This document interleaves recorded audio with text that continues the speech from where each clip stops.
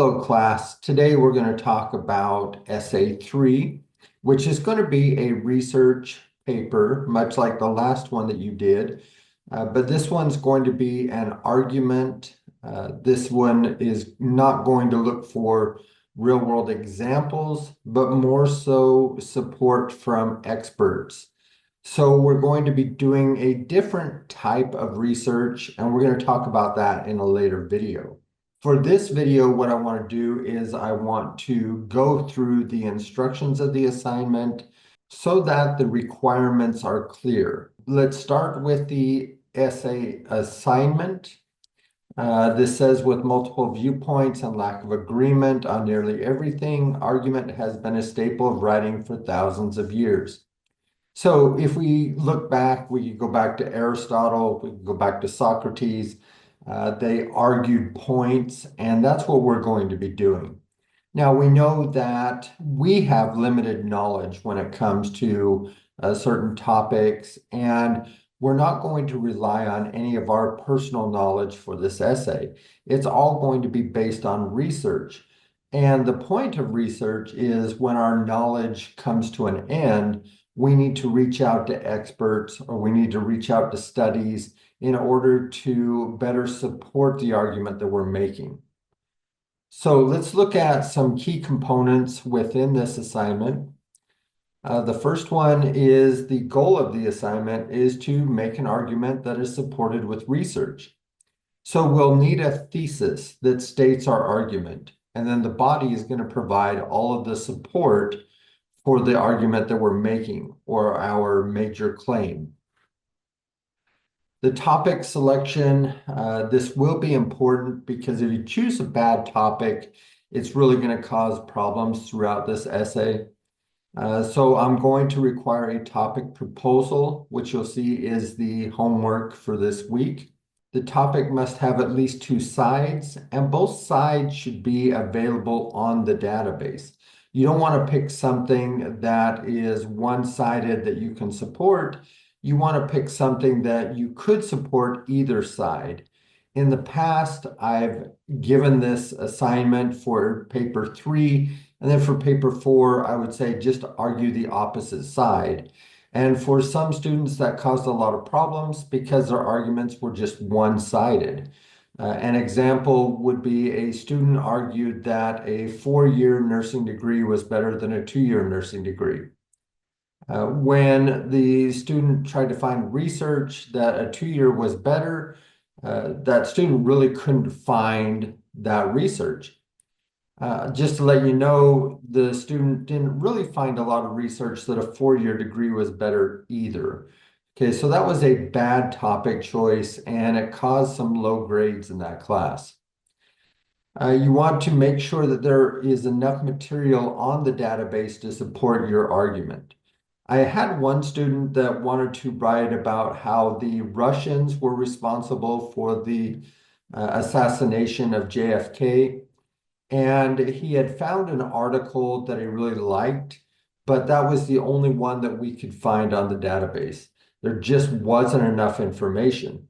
So you want to make sure that you're doing your research early so that you can determine whether you have enough sources or not.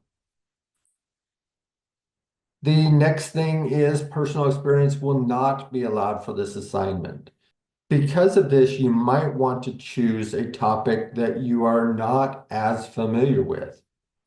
We also want to choose a topic that you're not too passionate about that you can't see both sides or the multiple sides.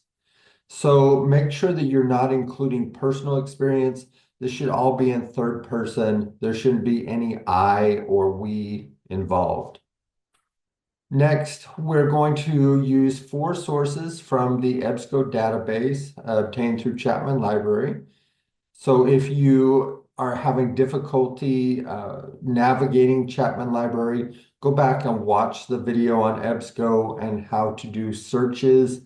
We're going to talk a little bit about research this week, but it's not going to be as extensive as far as how to search this database. But you do want to have four sources, and we're going to talk about academic journals and why they are preferred to magazines and newspapers, which is probably what you used for the last essay. You can use one additional source outside of the database, but you really want to limit this to something like a .gov. We don't want to use a source that's not credible or actually damages our credibility within the argument. Your audience is going to be determined by you. This is going to be a bit different than the last couple of essays where you had a general college audience. Now you're going to be determining which audience you're going to write to, and that might change the message you give as well as how you are delivering that message. It could be something like vocabulary. Do you want to change the vocabulary for a more educated audience, or do you want to keep it more simple for maybe an eighth grade type audience? We're going to determine whether that audience is favorable or not to you, and that could change the message as well. So you want to determine what audience you're actually writing to.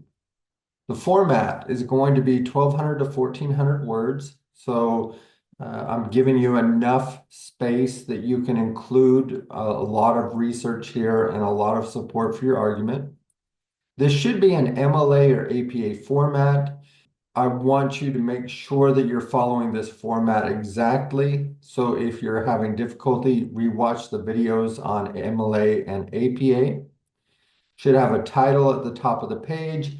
And again, keep this in third person. So no you, we, or I. You and I can sometimes lead to philosophy over argument. It can also indicate that you're not relying on research. You're relying on your personal knowledge. And we want to leave that outside of the essay. So if you use third person, it's going to help you stay a lot more objective.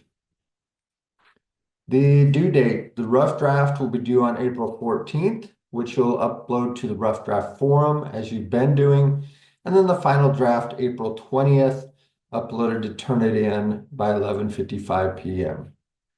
Now I've given some prohibited topics, and the reasons that I've given these, the main one is they're either too broad or I've never seen a good essay written on this topic. Okay, so some of these are going to be like gun control, capital punishment, abortion, the electoral college. These are ones that a lot of students write on, and to tell you the truth, most students that choose these topics don't really care about them.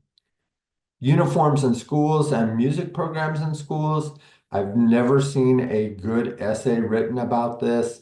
And again, I think it's just because the students don't really care. Legalization of marijuana. I've read this essay maybe 50 times and I don't want to read it anymore. The debate over marijuana is changing. So whether to legalize it or not is just not a good topic. Climate change, alternative energy sources, these I've read many times as well. Who is the greatest athlete? I don't know why students choose these topics. They always cause problems, especially when we get to research. You cannot find academic sources that are talking about who is the greatest athlete. And it's so subjective that it's difficult to support in most cases. Religious-based arguments. These have caused problems in the past because, again, we're not finding those academic sources that we're looking for. So I would stay away from any religious type based argument. Now, I do want to say that with something like gun control or abortion, we do have some current debates on these. And if you want to write on one or the other, you can, as long as you get more specific as to whether we should have gun control or not, or whether abortion should be illegal or not. We want to get to something more specific, like with gun control. Maybe we're arguing that a clip can only hold so many rounds, or that abortion should be eliminated in cases where we're going into the third trimester. Something like that maybe would be more appropriate because it's specific, it's a smaller topic, and it might be more interesting to you. As always, if you have any questions, feel free to email me, use my office hours, and I will be happy to answer any of those. Make sure that you are paying attention to this assignment and do your best.